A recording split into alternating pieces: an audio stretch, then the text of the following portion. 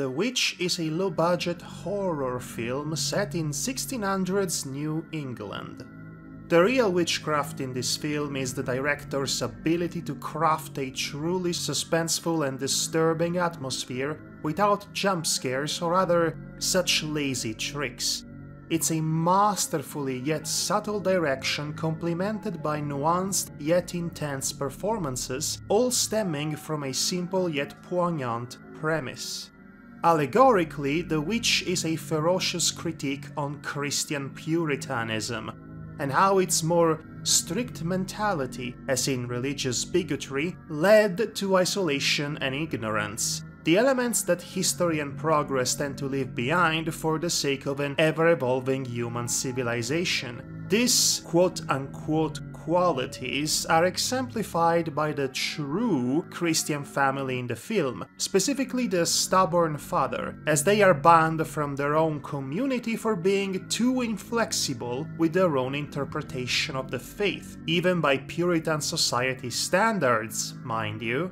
Inevitably, they set themselves up for disaster, as everything a 17th century's fervently fanatical farming family could possibly fear turns up to hunt and pick them out one by one, which is to say, a actual, literal witch. In that sense, the film works really well as a timeless cautionary tale about the dangers of prideful bigotry, both historical and intimate, religious or otherwise.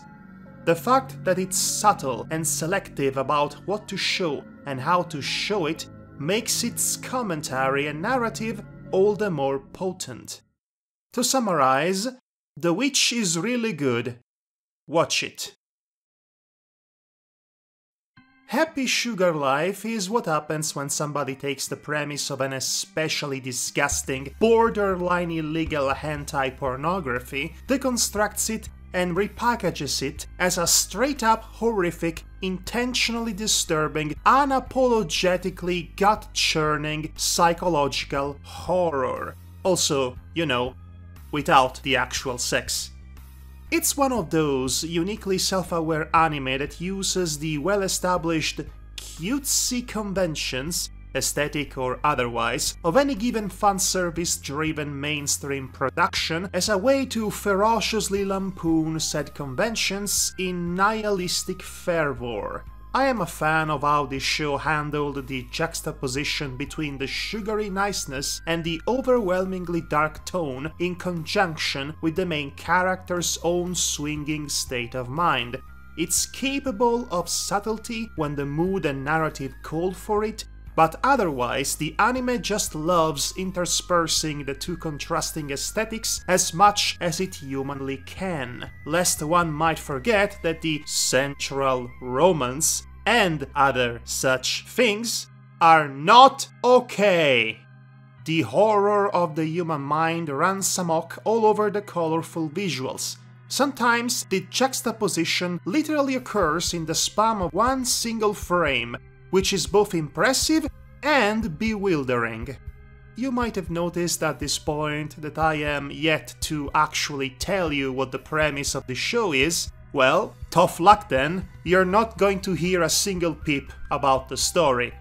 Unlike other anime that purposely tried to be creepy but ended up being hysterically misguided, cough, magical girl site cough, this one is legitimately compelling, and even talking openly about the premise itself might spoil some of that pure experience.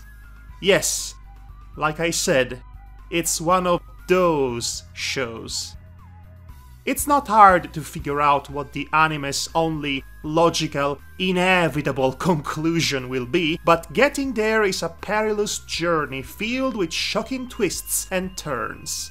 It's safe to say that this show will wreck your evening, your whole life, and your day.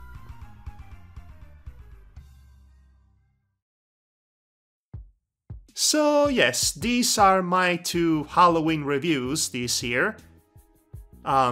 I really just had the scripts lying around for a while and I threw this all together for the sake of one video, because, well, because I could really. Now, this is the unscripted part of the video, mostly to lengthen it up a little bit, very blatantly to make it longer, as you might have noticed.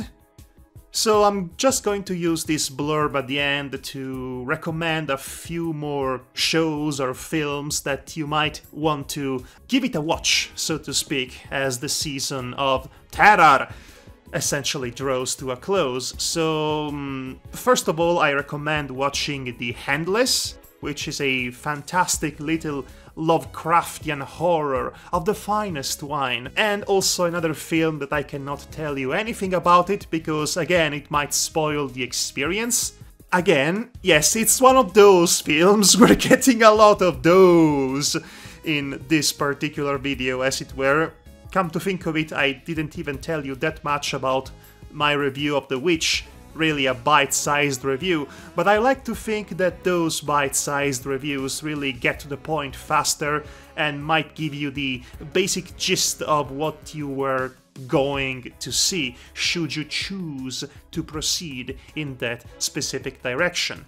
But anyway, The Endless, I recommend it wholeheartedly.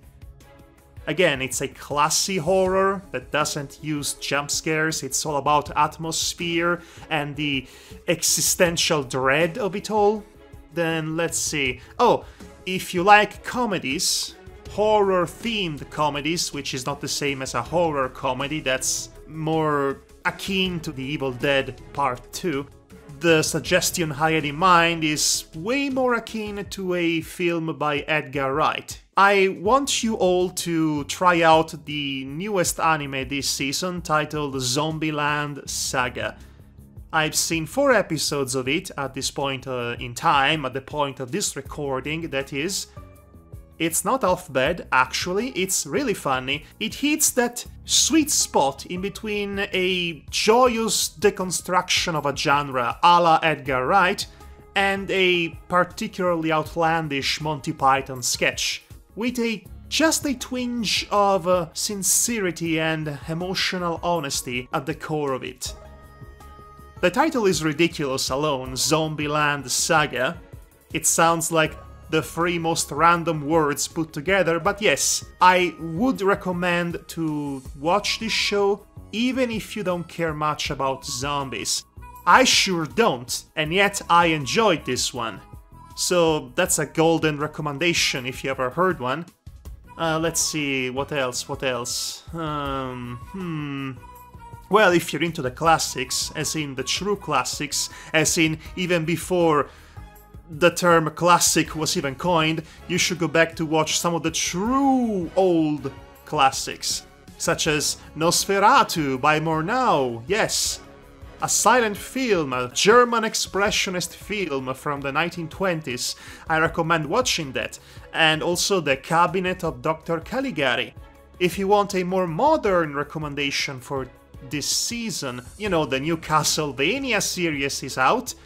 I just finished watching it, actually. It's interesting. I'd say the second half is far better than the first half, if only because the first half has this very methodic, deliberate, slow build that doesn't really pay itself off by the end of the season. In fact, what really matters thematically at the end of the season is something that was already established in the first season, whereas everything that the first half of the new season was building towards seems like a payoff for the next season. So because of that, the second season, I'm saying season quite a lot, of the Netflix's Castlevania series feels a bit incongruent and inconsistent.